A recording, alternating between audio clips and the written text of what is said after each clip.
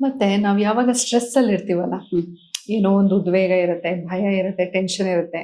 ಅಯ್ಯೋ ಮೀಟಿಂಗ್ ಹೋಗ್ಬೇಕು, ಮೀಟಿಂಗ್ ನಲ್ಲಿ ಏನ್ ಮಾಡ್ಲಿ, ಏನೇನೋ ಆಲೋಚನೆಗಳು ಇಟ್ಕೊಂಡು ಊಟ ಮಾಡೋದು, ಅದು ಕೂಡ ಸರಿಯಾದ ರೀತಿಯಲ್ಲಿ ಪಚನ ಆಗೋದಿಲ್ಲ. ನಾವು ಟೇಸ್ಟ್ ನೋಡ್ಬೇಕು ಆಹಾರದ್ದು. ಈಗ ತುಂಬಾ ಜನ ಗಂಡಸರು ನೋಡಿ, ಈಗ ಟಿವಿನೂ ಹೆಂಗಸರು ಮನೆಯಲ್ಲಿ ಟಿವಿ ನೋಡ್ಕೊಂಡು ಊಟ ಮಾಡ್ತಿರ್ತಾರೆ, ಅಥವಾ ಗಂಡಸರು ಫೋನ್ ಅಲ್ಲಿ ಮಾತಾಡ್ಕೊಂಡು ಊಟ ಹೌದು. ಮಾಡ್ತಿರ್ತಾರೆ. ಆ ಆಹಾರದ ರುಚಿ ಹೆಂಗಿತ್ತು ಅಂತ ಕೇಳಿದ್ರೆ ಹೆಂಗಿತ್ತು ಆಮೇಲೆ ಎಷ್ಟು ಪ್ರಮಾಣ ತಿಂದಿರ್ತೀರಿ ಅಂತಾನು ಗೊತ್ತಾಗಲ್ಲ. ಟಿವಿ ನೋಡ್ತಾ ತಿಂತಾ ಇದ್ರೆ ಗೊತ್ತೇ ಏನೋ ಆಗಲ್ಲ. ತಿಂದು ಏನು ಮುಗಿಸ್ಬಿಟ್ಟಿರ್ತೀವಿ. ಆಹಾರನ ಎಂಜಾಯ್ ಮಾಡೋದಿಲ್ಲ. ಆಹಾರ ಅದಕ್ಕೆ ಆದಂತಹ ಕೆಲವೊಂದು ರೂಲ್ಸ್ ಅಂಡ್ ರೆಗ್ಯುಲೇಷನ್ಸ್ ಇದಾವೆ. ಯಾವ ದಿಕ್ಕಲ್ಲಿ ಕೂತು ಊಟ ಮಾಡ್ಬೇಕು, ಹೇಗ್ ಕೂತು ಊಟ ಮಾಡ್ಬೇಕು, ಸಮಯಕ್ಕೆ ಸರಿಯಾಗಿ ಊಟ ಮಾಡ್ಬೇಕು. ಇದೆಲ್ಲಾ ಕಾರಣಗಳಿಂದಾಗಿ ಅನ್ಯಾಚುರಲ್ ವೇಸ್ಟ್ ಅನ್ನೋದು ಪ್ರೊಡ್ಯೂಸ್ ಆಗ್ತದೆ. ಈಗ ಆ ಆಹಾರ ಏನಿದೆಯಲ್ಲ, ಅದು ಸರಿಯಾಗಿ ಪಚನ ಆಗೋದಿಲ್ಲ.